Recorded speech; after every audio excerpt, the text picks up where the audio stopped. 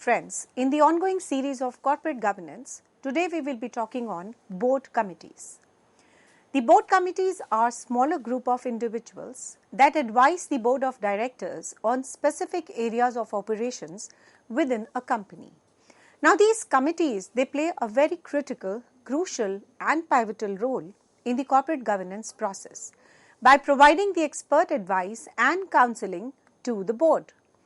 They are definitely very essential for effective delegation of work and can actually focus on various areas like finance, communications, audit, governance and the membership. The board committees can be standing, operating permanently or ad hoc, established for a specific time frame.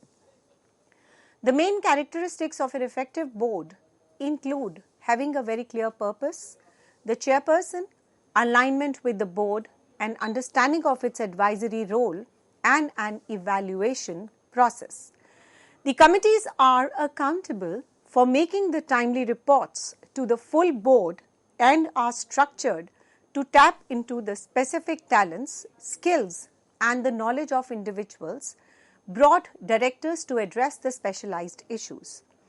The board committees are integral to effective governance in the organizations, streamlining the board's work and enhancing its efficiency through the focused, specialized discussions and the expertise. So let us talk about certain key aspects of the board committees. Now, we will be talking about the emphasizing on the key aspects of the board committees.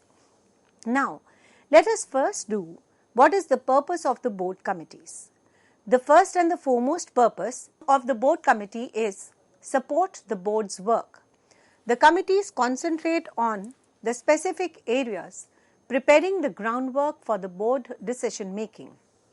The next is your improve efficiency. It allows for an in-depth scrutiny and the focused attention on the complex issues, making the board meetings more productive. The next feature of the board committee is specialized expertise utilization. The members bring the specific skills or the knowledge, contributing to the more informed decisions. Now let us talk about certain key functions of the committee. The first is the governance. Some committees have decision-making power in the specific domains, acting in the interest of all the shareholders. The second is your coordination. The specialized functions like audit, finance, or the compensation, it ensures a better oversight and the strategic planning. The research and the recommendations. The temporary committee may explore the options for a significant project or the organizational changes and recommend the actions. Next is your establishing committees. That is the formation for the specific needs. The committees can address the ongoing issues or to set up the temporarily to the focus on the particular projects. The defined roles and the power. The board determines whether a committee acts independently within its remit or its recommendations. It requires the board approval. The regular review for effectiveness. The boards should periodically assess their structure, performance, and the suitability of their committee framework. The next is your management and the structure. That is the terms of the reference. The committees operate based on the specific mandates defined by the board, ensuring the clarity of the purpose and the scope. Now, there are two types of committees, the standing versus ad hoc committees. Some are permanent for an ongoing task, while others are dissolved after completing their activities. So they are called as ad hoc committees. Next is your policy recommendations. The committee proposes the policies for the board approval, leveraging the members' expertise and ensuring the diverse perspectives. The consultating committees, chair and member selection. It focuses on the leadership skills, knowledge relevant to the committee's work, and the ability to encourage the productive decisions and discussions. Effective functioning. The committee need the clear goals, objectives, and the operational guidelines to work effectively and within their intended scope. The committee members' role, they uphold the organizational values and the objectives, dedicating sufficient time and acting with integrity. The joint responsibility for the committee decisions, ensuring that they align with the organization's best interest. The board committees, through their specialized focus and expertise, significantly contribute to the governance and the strategic direction of the organizations. Their structured approach enables the board to address complex issues effectively, ensuring that the decisions are well informed and aligned with the organizational goals. Based on the information provided in the sources, there are different types of the board committees as a part of the Companies Act 2013. The first and the foremost committee we are talking about is the Audit Committee. The Audit Committee is a cornerstone of the corporate governance. It is tasked with the overseeing financial reporting, internal control, and the risk management to bolster the confidence in a company's financial integrity. Under the Companies Act of 2013, its role and the scope have expanded compared to the Companies Act of 1956, extending its mandate and broadening its constitution. This audit committee is now mandatory for all listed companies and certain other classes of the companies in India. The applicability. The applicability is all about the listed companies, the public companies with a paid-up capital of 10 crores or more, the public companies with a turnover of 100 crores or more, and the public companies with the loan borrowings, debentures or the deposits exceeding 50 crores. Let us talk about now the composition of the audit committees. The minimum of 3 directors, with the majority being the independent directors. The chairperson must be an independent director of an audit committee. The members should be financially literate. At least one must have accounting or related financial management expertise. Let us talk now about the number of the meetings of the audit committee. The minimum are 4 times a year with not more than 4 months between the meetings. The quorum requires 2 members or 1/3 of the members, whichever is greater, including a minimum of 2 independent directors. Now these functionings, what are we discussing about the audit committee, pertain to the audit committee, which is a very crucial component of the corporate governance within an organization. The audit committee plays a very pivotal role in enhancing the integrity of the financial reporting and ensuring that the company adheres to the regulatory requirements and the best practices. Let us now talk about the recommendations for the appointment, remuneration, and the terms of the auditors. The committee recommends the appointment of the statutory auditor considering their independence and effectiveness. It also suggests that their remuneration and the terms, ensuring that they are adequately compensated for their services without compromising their impartiality. The review and the monitor the auditor independence and the audit process effectiveness. Regularly assess the external auditor's independence to ensure that the audit is conducted impartially and objectively. It also evaluates the audit process to confirm that it is through and effective providing reliable financial information. The next is your examine the financial statements and the auditor reports.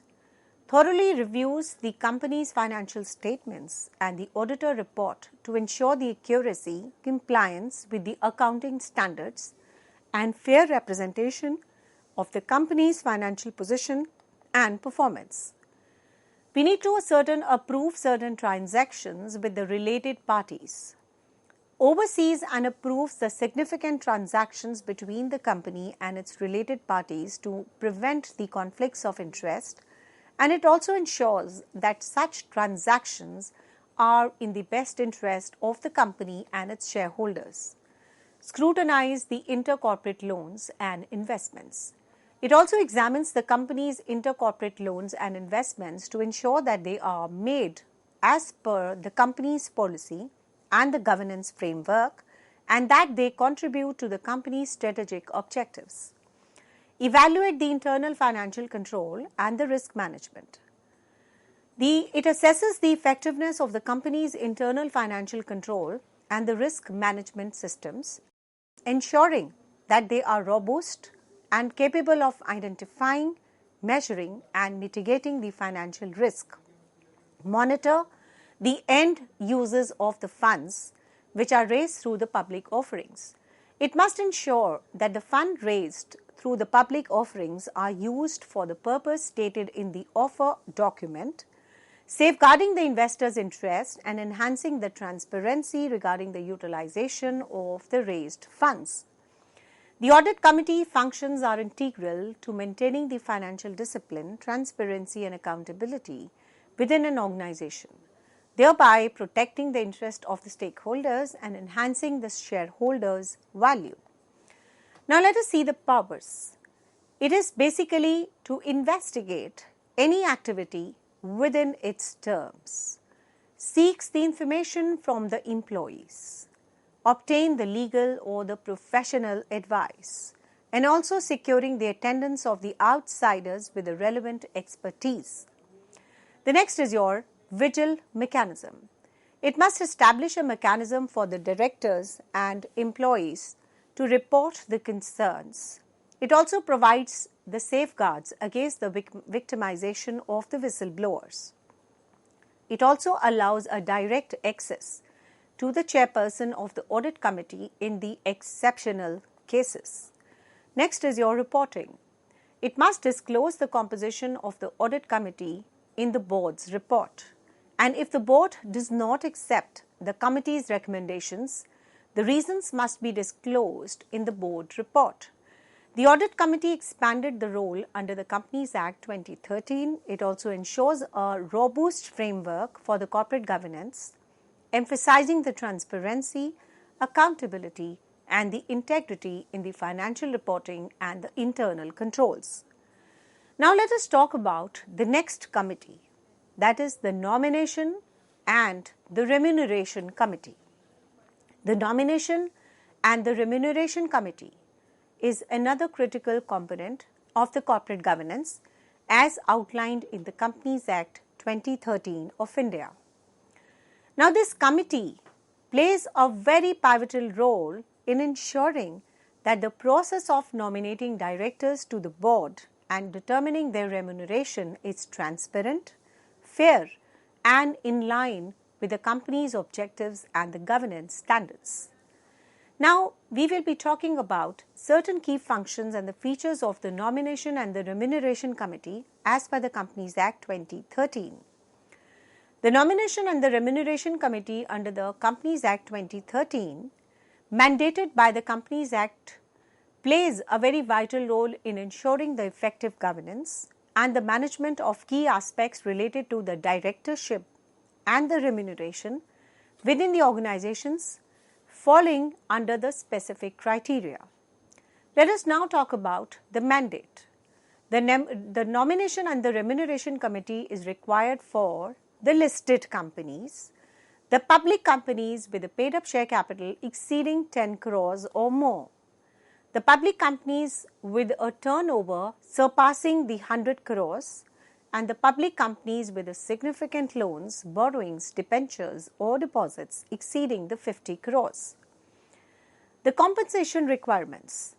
The Remuneration and the Nomination Committee should be composed of 3 or more non-executive directors, with at least half being independent. The chairperson of Nomination and Remuneration Committee should be an independent director, not the company's chairperson. Now let us talk about certain key responsibilities. The director and the senior management selection, identifying a suitable candidate for the directorship and the senior management roles, recommending appointments and the removal to the board, evaluating the performance of the directors. Another function of the Nomination and the Remuneration Committee is the policy on the remuneration. Now, designing a competitive remuneration policy to attract and retain the top talent, linking the remuneration with the performance and the company's objectives, balancing a fixed and incentive-based compensation.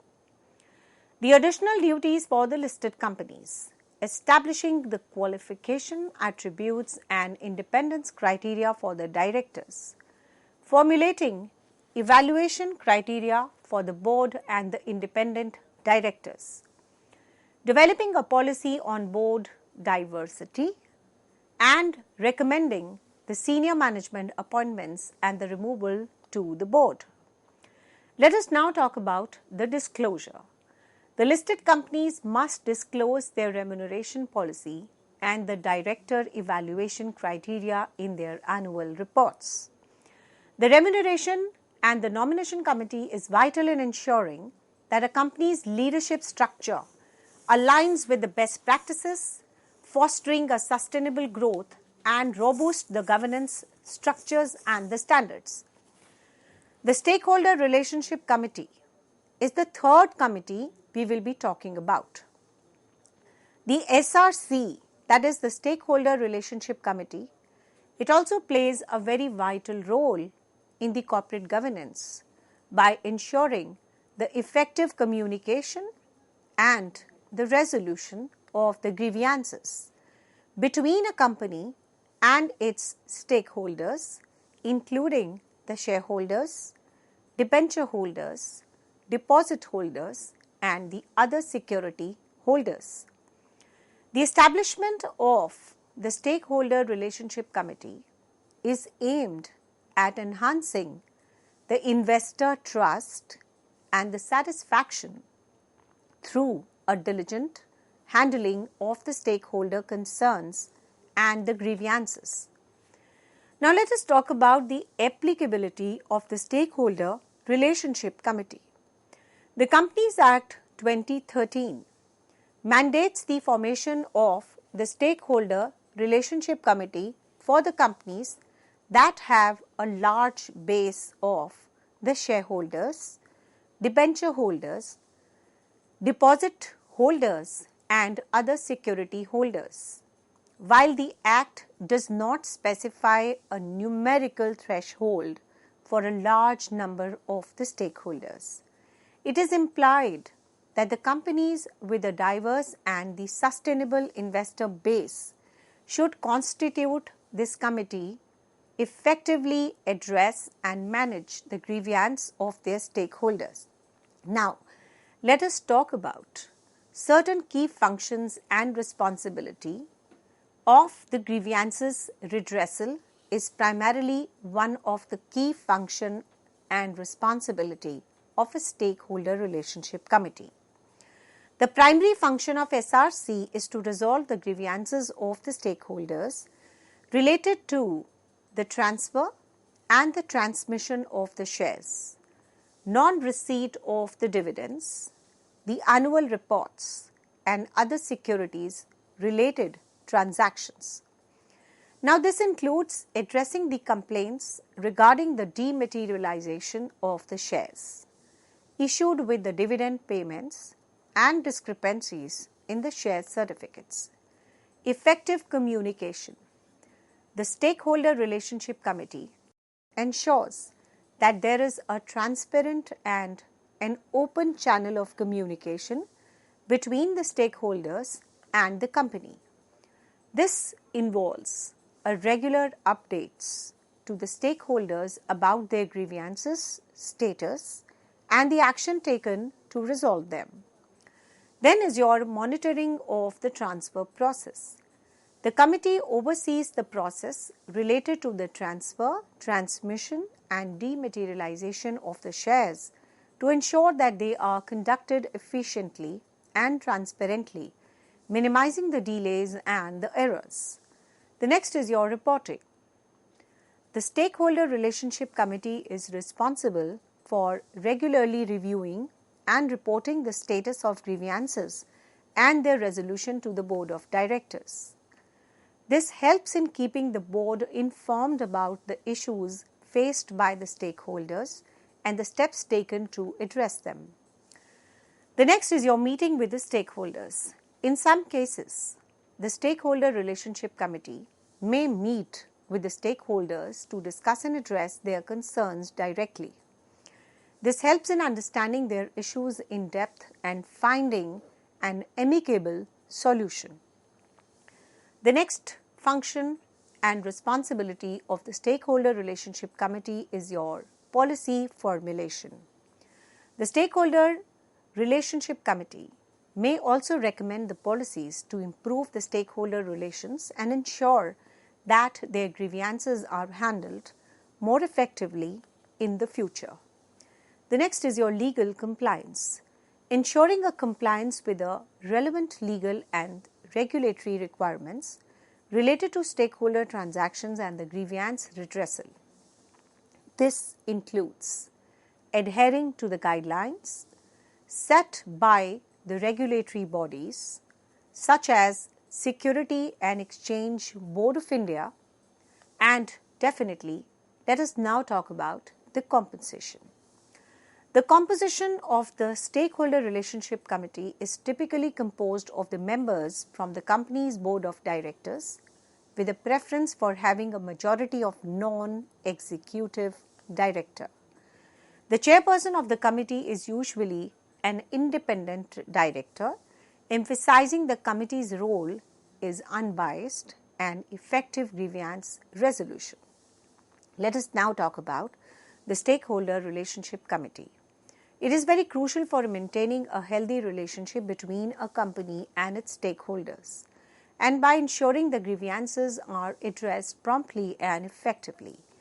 The SRC, that is the Stakeholder Relationship Committee, it also helps in building the investor confidence and the trust, which is vital for the company's reputation and the long-term success. This committee work underscores the importance of the corporate governance principles in managing and safeguarding the stakeholders' interest. All these things are very vital as far as the Stakeholder Relationship Committee is concerned.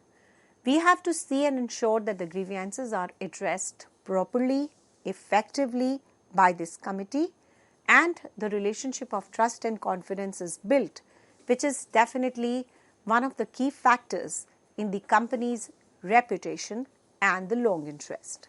So, definitely it is a prime company corporate committee, which is for safeguarding the stakeholders' interest. Thank you so much.